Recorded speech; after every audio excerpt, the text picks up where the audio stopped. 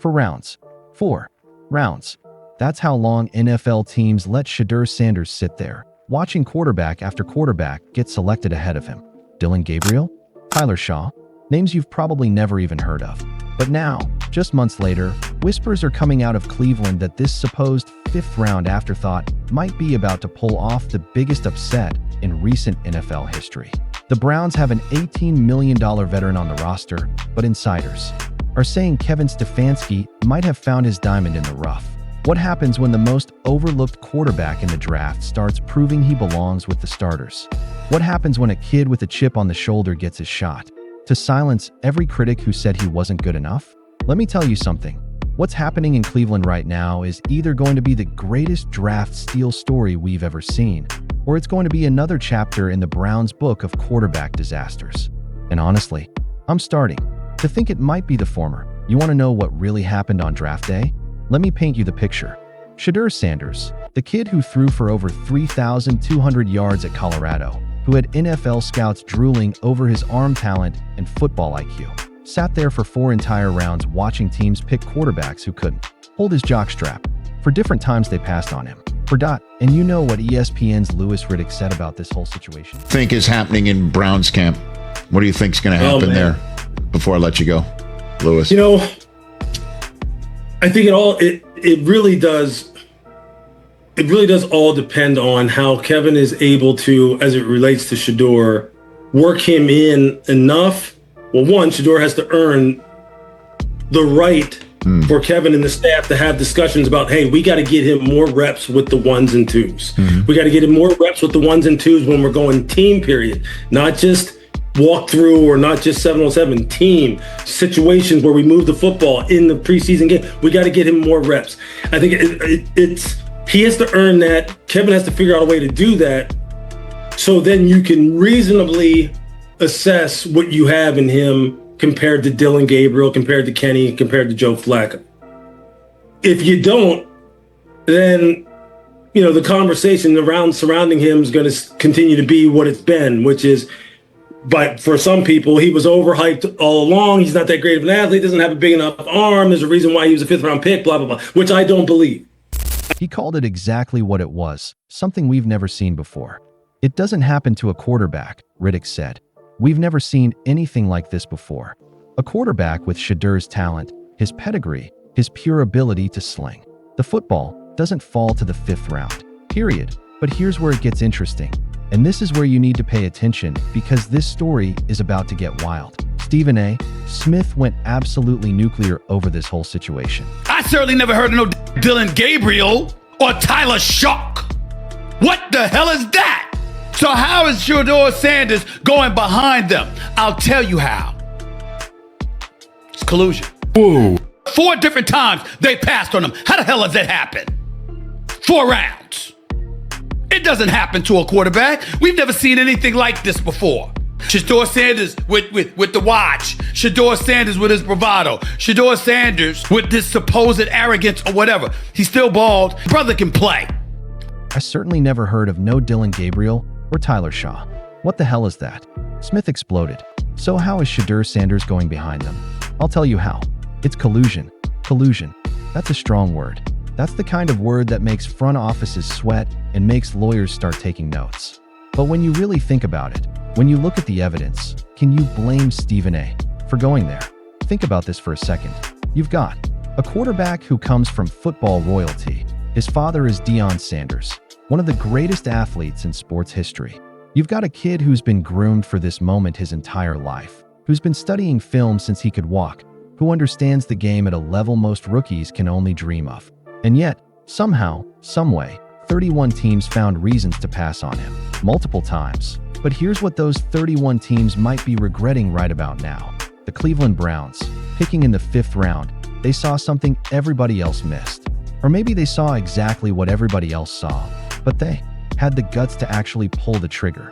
Now, let's talk about what's really happening behind the scenes in Cleveland, because this is where the story gets absolutely fascinating. According to Riddick, who's got connections throughout the league and knows how these organizations really operate, Kevin Stefanski is in a position where he has to make some serious decisions. And those decisions might just shock the entire NFL world that here's the thing. Shedeur Sanders has to earn his stripes. That's just the reality of being a fifth-round pick. But Riddick made something crystal clear in his analysis. If Sanders gets the opportunity, if he earns enough reps with the first and second team, if he shows what he can really do in meaningful situations, this kid is going to force conversations that nobody saw coming. He has to earn that, Riddick explained. Kevin has to figure out a way to do that, so then you can reasonably assess what you have in him compared to Dillon Gabriel, compared to Kenny, compared to Joe Flacco. Wait, did you catch that? Joe Flacco, the veteran, the guy they're paying $18 million to be their starter. Riddick just casually mentioned assessing Sanders against Flacco like it's a real possibility. Like this isn't some pipe dream, but an actual scenario that could play out. But here's where it gets even more interesting. Riddick didn't just suggest Sanders could compete. He made a bold prediction that's going to have Browns fans losing their minds. I believe if he is given enough reps, earns enough reps, and then is given enough reps in meaningful situations, he can throw the ball just as good as Joe, if not better. Just as good as Kenny, if not better. Just as good as Dillon Gabriel, if not better. Just as good as Joe Flacco, if not better. Let that sink in for a minute. We're talking about a fifth-round rookie potentially outplaying an $18 million veteran quarterback. We're talking about the Browns potentially having struck gold in the fifth round while other teams were busy overthinking their quarterback selections in the early rounds. And here's what makes this whole situation even more explosive: the timeline. Riddick specifically mentioned Week 7 as the sweet spot where the Browns might seriously consider making a change. Week 7. That's not some distant future scenario. That's a real timeline with real implications. I'm hoping he gets enough run and earns enough run to be able to have them have that conversation, Riddick said. Because I think if he does get enough reps, I think he will make them have that conversation. Make them have that conversation. Not suggest it, not hope for it. Make them have it. That's the confidence level we're talking about here. That's the kind of talent evaluation that makes you wonder if 31 teams just made the biggest mistake of the decade. But let's be real about what's working against Sanders here, because it's not all sunshine and rainbows. The critics are already sharpening their knives. They're saying he was overhyped all along, that he's not that great of an athlete, that he doesn't have a big enough arm, that there's a reason he was a fifth-round pick. Riddick addressed this head on, and his response should have those critics thinking twice, which I don't believe. Simple as that. The man who's analyzed talent at the highest levels for years, who's been in front offices, who knows what it takes to succeed in this league, he's calling bullshit on the Sanders criticism. And here's what's really working in Sanders' favor: the Browns situation. This isn't a team with a locked-in franchise quarterback. This isn't a situation where a rookie has to beat out an established star. Joe Flacco is a placeholder at best. Kenny Pickett is still trying to prove he belongs in the league. Dillon Gabriel is unproven. The Browns have created the perfect storm for a fifth-round steal to emerge. They've got a coaching staff that's proven they can develop talent. They've got a front office that's not married to any particular quarterback. And they've got a fan base that's desperate for something, anything, to get excited about at the position. But here's the million-dollar question, and this is what's keeping Browns fans up at night. Will Kevin Stefanski actually give Sanders the opportunity to prove himself? Because as Riddick pointed out, the NFL claims to be a meritocracy, but in actuality, there isn't enough time for it to be a total, true meritocracy, especially when you're talking about trying to get 4 quarterbacks ready. For quarterbacks, that's what the Browns are dealing with right now. For guys competing for reps, for guys trying to prove they belong, for guys, but probably only enough practice time and opportunities for 1 or 2 to really showcase what they can do. And this is where the Stephen A. Smith collusion comment starts to make more sense. Because if teams really did sleep on Sanders due to factors beyond his football ability, if there really was some unspoken agreement to let him slide, then the Browns might have just pulled off the heist of the century. Think about the implications here. Sanders comes with all the intangibles you want in a quarterback. He's got the football IQ from growing up in the Sanders household. He's got the confidence, some call it arrogance, that championship quarterbacks need. He's got the arm talent that made him a star at Colorado. And most importantly, he's got something to prove that there's nothing more dangerous in the NFL than a talented player with a chip on his shoulder. And Shedeur Sanders? He's got the biggest chip in the league right now.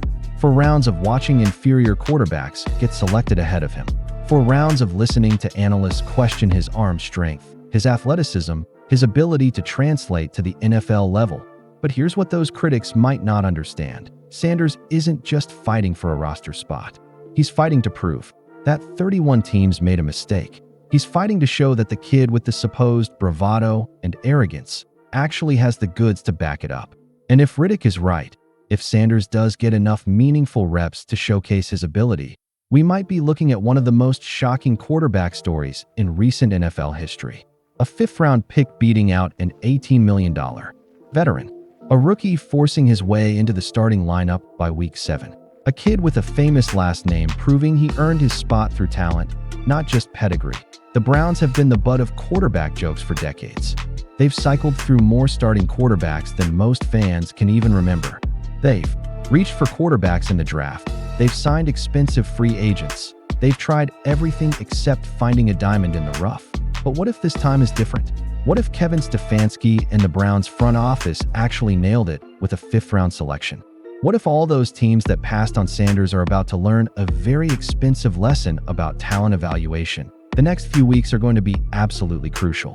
Training camp reps, preseason performances, practice squad evaluations. Everything Sanders does is going to be under a microscope. Because if he starts showing flashes, if he starts making plays that Joe Flacco can't make, if he starts looking like the quarterback that some scouts thought he could be coming out of Colorado, then we're going to have a situation on our hands. And that situation is going to force Kevin Stefanski into a decision that could define his coaching career. Do you stick with the expensive veteran who's supposed to be your safe option? Or do you roll the dice on the fifth-round rookie who might just be the future of your franchise? Here's what I think is going to happen, and you can call me crazy if you want. I think Shedeur Sanders is going to earn those reps that Riddick talked about. I think he's going to show enough in practice and preseason to make the Browns coaching staff take notice. And I think by week 7, we're going to be having a very different conversation about the Browns quarterback situation, because at the end of the day, talent wins out. And if Sanders really has the talent that some evaluators believe he has, if he really can throw the ball just as good as Joe, if not better, then the Browns might have just found their franchise quarterback in the 5th round of the draft. The question isn't whether Sanders has the ability. The question is whether he'll get the opportunity to show it. And based on what we're hearing from people like Louis Riddick, people who actually know what they're talking about, that opportunity might be coming sooner than anyone expected at us. Oh, here's what I want to know from you. Do you think the Browns actually struck gold with Shedeur Sanders? Or is this just another case of off-season hype that's going to disappear once the real games start? Are we looking at the next great draft steal story, or are we setting ourselves up for another Browns quarterback disappointment? Drop your thoughts in the comments below, and don't forget to subscribe because this story is just getting started, and you're not going to want to miss what happens next. The Browns might have just pulled off the steal of the decade. And 31. Teams might be about to learn why you never sleep on talent, no matter what round it comes in.